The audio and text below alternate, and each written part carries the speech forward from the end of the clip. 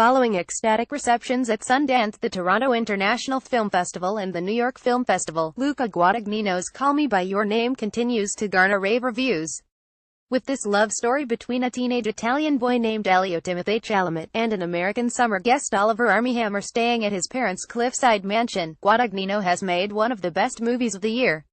Sensual, sexy, and touching, it's a film that is simply told, but is filled with intense emotions as Guadagnino lingers on the sheen of sweat that shimmers in southern Italian summer filled with first love. Armyhammer's performance is a career peak and merits every award destined to come his way this season. Ditto newcomer Chalamet, who also stars in Greta Gerwig's Telluride crowning Lady Bird.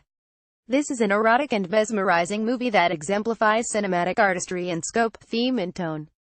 Read more. Armyhammer Timothée Chalamet find love in Luca Guadagnino's transcendent Call Me By Your Name review. It wouldn't make sense to touch this masterpiece any further in any way, shape and form, but it seems like Guadagnino has a plan, a sequel which would be set 7 years after the events of CMBYN.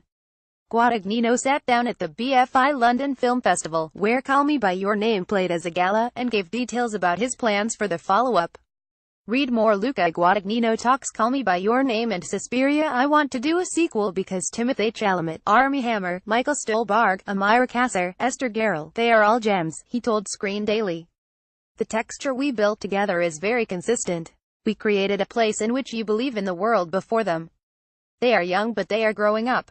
If I paired the age of Elio in the film with the age of Timothée, in 3 years' time Timothée will be 25, as would Elio by the time the second story was set. Asked on whether it would be a gay-themed movie again, the Italian writer-director said he isn't sure. I don't think Elio is necessarily going to become a gay man. He hasn't found his place yet.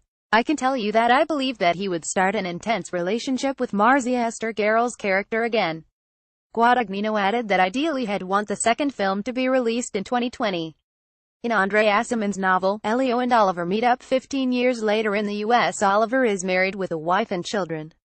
The action would also be taking place in 1990. It could bring a whole new level of political dimension to the film as Europe deals with the end of the Soviet Union and the demolishment of the Berlin Wall. It is the time of the fall of communism and the start of the New World Order and the so-called the end of history that Francis Fukuyama established then.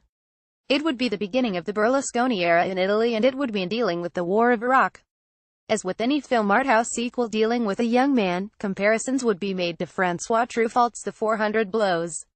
It would be that the screen and real life could talk to one another, and it would be good to see how this evolves, which is what Truffaut did with Antoine Doinel. I think we can go there.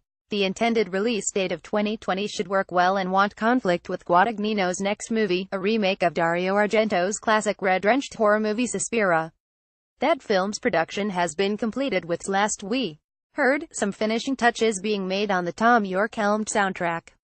Screen Daily. Call Me By Your Name. Luca Guadagnino.